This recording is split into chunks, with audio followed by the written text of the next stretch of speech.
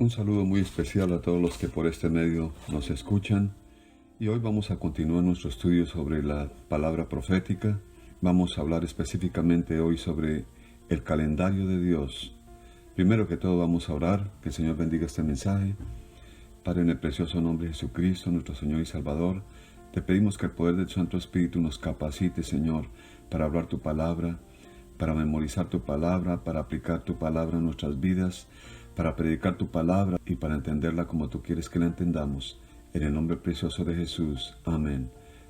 Una pregunta que nos podemos hacer es: ¿por qué estudiamos la profecía? Y la respuesta nos la da la Biblia en diferentes partes, pero vamos a mirar la segunda carta de Pedro, capítulo 1, versículo 19 al 21.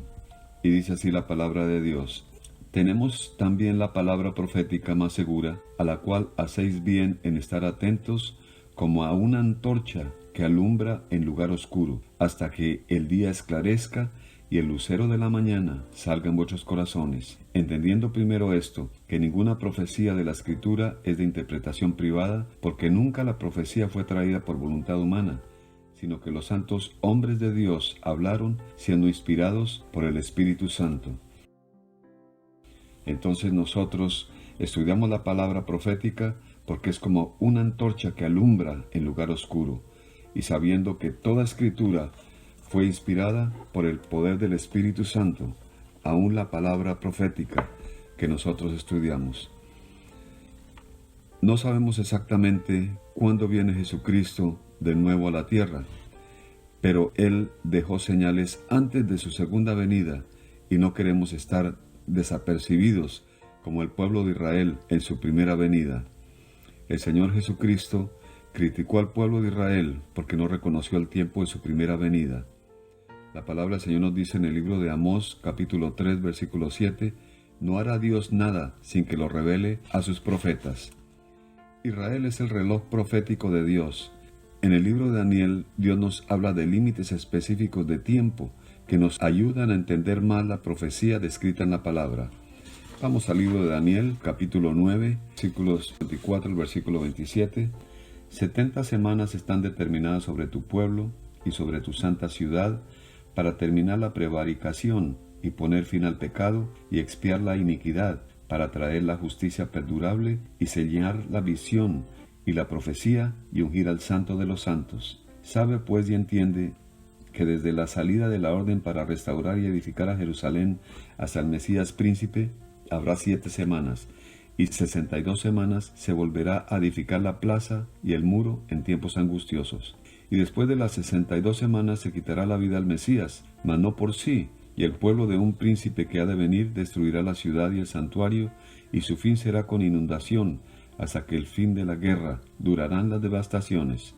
Y por otra semana confirmará el pacto con muchos, a la mitad de la semana hará cesar el sacrificio y la ofrenda, después con la muchedumbre de las abominaciones vendrá el desolador, hasta que venga la consumación y lo que se está determinado se derrame sobre el desolador. La profecía de Daniel de las 70 semanas proporciona el marco cronológico para la predicción mesiánica desde Daniel hasta el establecimiento del reino milenial sobre la tierra, y asimismo una clave para su interpretación. Sus principales características son: toda profecía ante todo tiene que ver con el pueblo de Daniel y la santa ciudad, más específicamente sobre Israel y Jerusalén. Segundo, se mencionan 2 príncipes. Al primero se lo llama el Mesías príncipe, versículo 25. Él es nuestro Señor y Salvador Jesucristo. El segundo es descrito como un príncipe que ha de venir, versículo 26. Ese príncipe que ha de venir es el hombre de perdición, es el anticristo, cuyo pueblo destruirá la reconstruida Jerusalén. Las 70 semanas de la profecía son semanas de años, de acuerdo a Levítico 25:8. Eso es una importante medida de tiempo sabático en el calendario judío. Los 490 años proféticos son años de 360 días.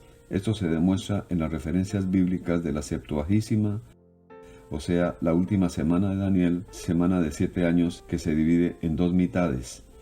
Primera mitad de 3 años y medio, segunda mitad de 3 años y medio. O sea, 42 meses cada mitad. o 1260 días. El comienzo de las 70 semanas se fija como la salida de la orden para restaurar y edificar a Jerusalén y su muro, versículo 25. En la Escritura, el único decreto autorizado para la reconstrucción de la ciudad y su muro se halla registrado en el libro de Nehemías capítulo 2, fechado en el mes de Nisán, en el año 20 del rey Artajerjes, o sea, el año 445 antes de Jesucristo. Cuenta con suficientes confirmaciones históricas. Partiendo de esta fecha, las primeras 69 semanas llegan hasta el Mesías príncipe, o sea, el Señor Jesucristo.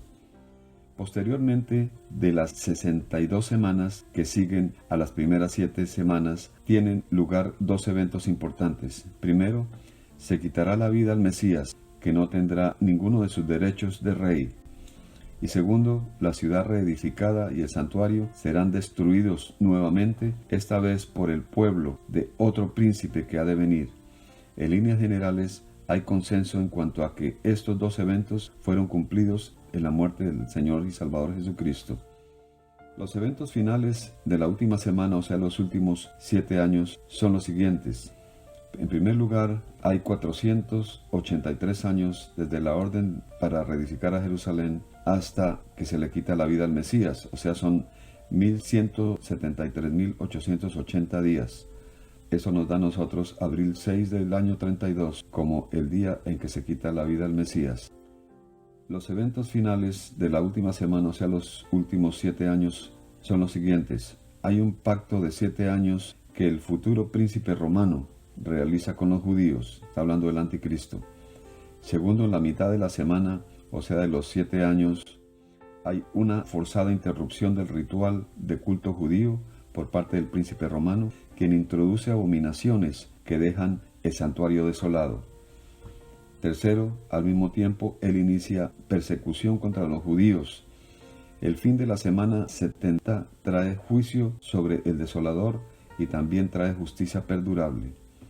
La prueba que esta semana aún no se ha cumplido puede probarse porque Cristo, en forma definitiva, relaciona estos importantes eventos con su segunda venida. En consecuencia, entre la semana 69 y la semana 70, tiene que hallarse todo el periodo de la iglesia establecida en el Nuevo Testamento. La última semana se ubica al final de esta era. La palabra del Señor nos dice en el libro de Romanos que Dios ha creado endurecimiento en parte al pueblo de Israel hasta que el tiempo de los gentiles se cumpla. Eso quiere decir que hay una ventana de 2000 años desde el tiempo en que llegó el Espíritu Santo a la iglesia hasta el tiempo que estamos nosotros, 2000 años. Pero hay endurecimiento en parte en el pueblo de Israel, quiere decir que ellos en este momento no están recibiendo la palabra profética que Jesucristo es el Mesías, el Salvador del mundo, como nosotros lo conocemos. Pero ¿cuál es el siguiente evento que estamos esperando nosotros los cristianos? Es conocido como el rapto de la iglesia o el arrebatamiento de la iglesia. En 1 Corintios 15, 51-53, el Señor nos dice que seremos arrebatados en un abrir y cerrar de ojos, y nuestros cuerpos mortales serán transformados en cuerpos celestiales, en cuerpos gloriosos semejantes al de Jesucristo en gloria. 1 Tesalonicenses 4, del 13 al 18, nos dice que seremos arrebatados en el aire para esperar al Señor en el aire. El anticristo confirma el pacto con Israel. Este es un tratado que da comienzo a los últimos 7 años. Ese tratado es el tratado del cual nos habla la palabra del Señor en Génesis capítulo 15, versículo 18, donde dice que Dios hace un pacto con su pueblo. El pueblo recibe el tratado de la tierra de Israel que el Señor les dio por herencia. La confirmación de este tratado da paso a un periodo de 7 años dividido en 2 periodos de 3 años y medio, cada uno. En el primer periodo, el anticristo va a engañar a muchos haciendo prodigios y señales mentirosas. En el segundo periodo de 3 años y medio, el anticristo ordena que lo adoren y se sienta en el templo que es reconstruido, haciéndose pasar por Dios.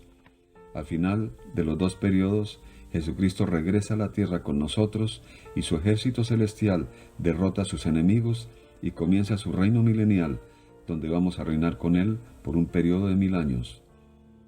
Quiero hacer un resumen rápido de la cronología de la Biblia.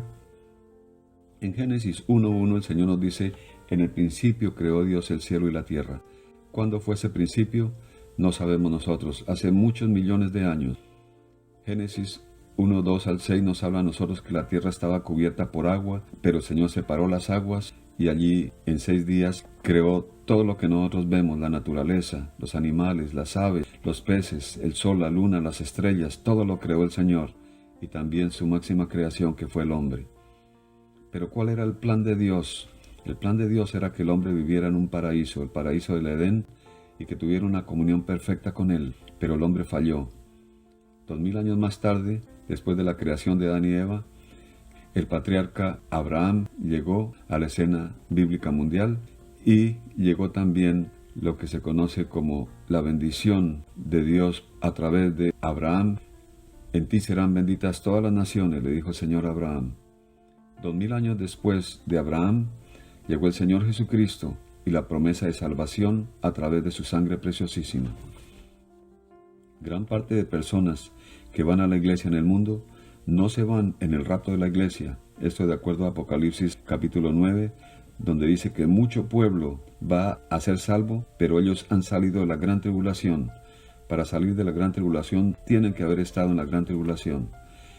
Van a ser muertos porque no adoraron al anticristo. Nosotros, si perseveramos en santidad, veremos la gran tribulación desde los balcones del cielo. La gran tribulación es un periodo donde Dios descarga su ira sobre la tierra. La ira de Dios no es para nosotros. Eso nos dice la palabra del Señor en Romanos capítulo 5, versículo 9. Dice que Dios nos libra de la ira venidera. Él nos ha hecho a nosotros reyes y sacerdotes. Hemos sido justificados por la sangre preciosa del Cordero de Dios, nuestro amado Señor Jesucristo, y somos grato olor a Dios por el sacrificio de Jesucristo en la cruz. Hermanos, yo los animo a que busquemos el poder del Espíritu Santo que nos capacita para vivir vidas de victoria. Para irnos en el rapto necesitamos perseverar en santidad. Vamos a orar, que el Señor bendiga nuestras vidas. En el nombre de Jesucristo yo bendigo a toda persona que escuche este mensaje, Señor. Yo declaro que el poder de tu Santo Espíritu nos capacita para que nosotros vivamos vidas de victoria, para que vivamos en santidad y vivamos como decía tu siervo Pablo: he peleado la buena batalla, he guardado la fe, he terminado la carrera. Por lo demás me espera la corona de justicia, y no solo a mí, sino a todos los que guardan su palabra, a los que aman su venida. Por eso nosotros declaramos que todos nosotros esperamos la venida de nuestro amado Señor Jesucristo, sabiendo que nosotros tenemos una herencia incorruptible en el reino de los cielos. Te damos gracias, Padre, gracias, Hijo, y gracias, Espíritu Santo. En el nombre de Jesús. Amén.